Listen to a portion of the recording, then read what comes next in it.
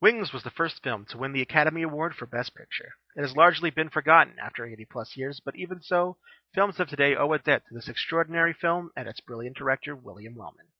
It is a film that was almost never even made.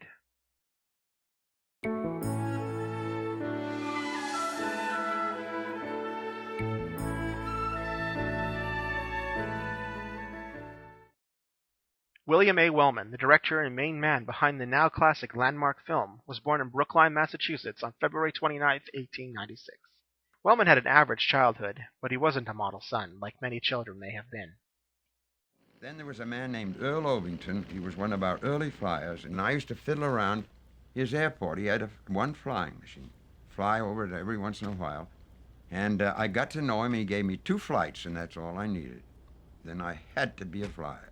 After war broke out in 1914, Wellman volunteered to be a pilot.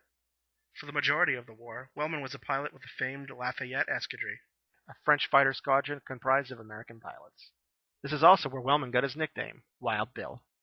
When you're in the Lafayette Flying Corps, you join the Foreign Legion, and then if you're lucky, you're sent to Avord, which is down in the south of France, the most frightful place I've ever been in my life. And then you learn the preliminary parts of flying, and you never fly with an instructor.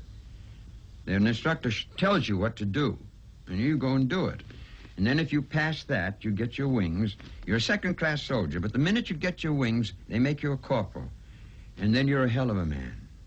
Up until then, you're a bum. Flyers are the greatest people in the world, really, if you know them. They're screwy, most of them, but they're the nicest guys, and they're all married, good-looking dames. I've never seen a flyer with an ugly girl in my whole life, including myself. A decorated war hero, Wellman came to Hollywood with the help of Douglas Fairbanks and got his start in the pictures by acting. His first film was The Knickerbocker Buckaroo in 1919.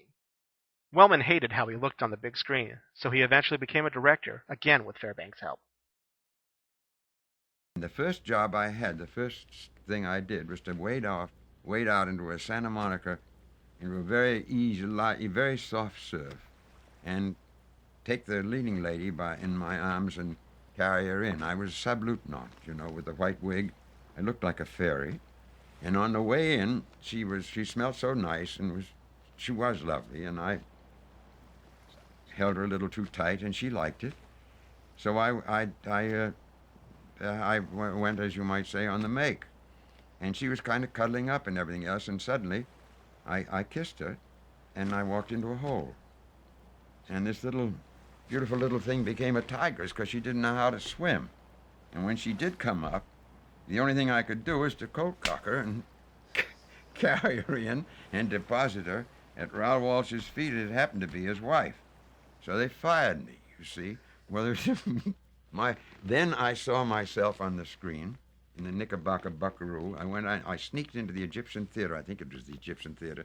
Saw the picture, and I was so frightful, really, to me, that I stayed for half the picture, and then I went out and vomited for no reason at all.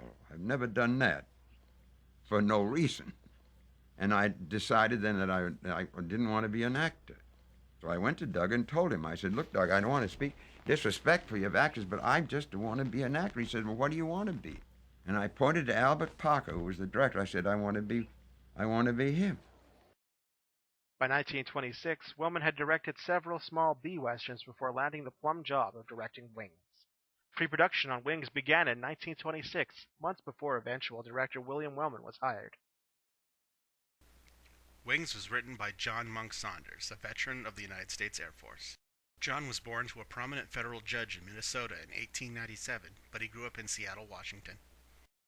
After a stint at the University of Washington, he joined the United States Air Force. When the armistice was signed on November 11, 1918, ending World War I, John became grief-stricken as he was stationed in Florida and saw no action in Europe. This would haunt him for the rest of his days. John earned a Rhodes Scholarship to Oxford University in England after being honorably discharged from the service. He became a writer and found his way to New York City, where he got a job at a magazine. One of his short stories caught the attention of producer Jesse Lasky. Saunders convinced Lasky that a motion picture based on World War I flyboys would be viable and a hit. Lasky agreed. The screenplay took 6 months to prepare, but once finished, it was handed over to William Wellman to direct. Wellman was chosen for his experience in World War I. Saunders agreed with the choice of director. Saunders' next task would be to write the official novelization of Wings, which would come out simultaneously with the film. Wings would become Saunders' best-known work, but he went on to win an Oscar Best Story for The Dawn Patrol in 1930.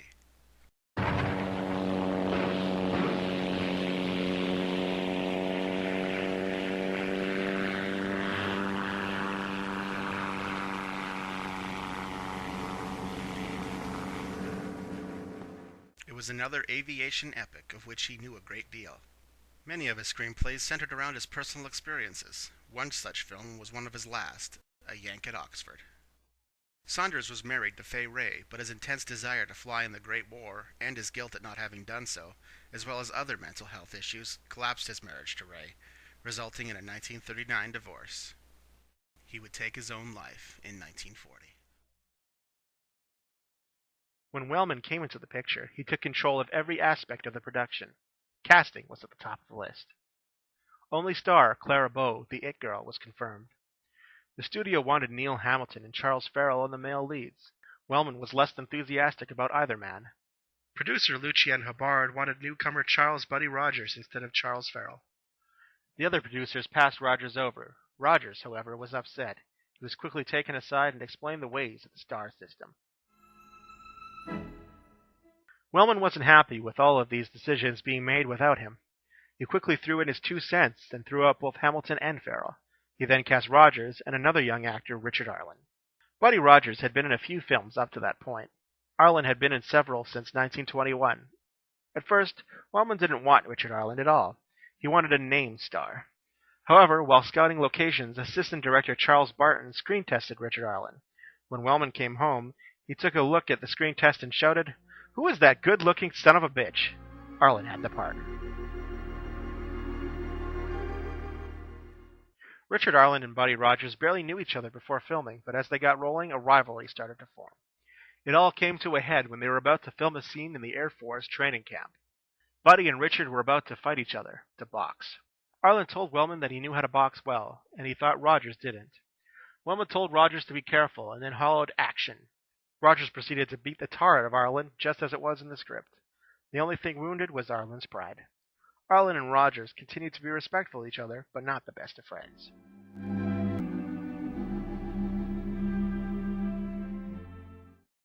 Because Wings was to be Paramount's biggest picture of the year, they knew they needed a huge star. They had to look no further than Clara Bow. Clara Bow was Paramount's biggest star during the 1920s, and probably the biggest star in the world. It was a no-brainer that she would get the lead female role of Mary Preston. Born in Brooklyn, New York in 1905, Clara Gordon Bow had an abusive father who raped her and a mentally ill mother who died in a sanitarium. Clara was discovered after winning a personality contest, even though the photo she submitted wasn't all that glamorous. She was whisked away to Hollywood by Wings producer B.P. Schulberg and horribly exploited. Schulberg used her for sex and worked her to death in his films. But her star power grew considerably.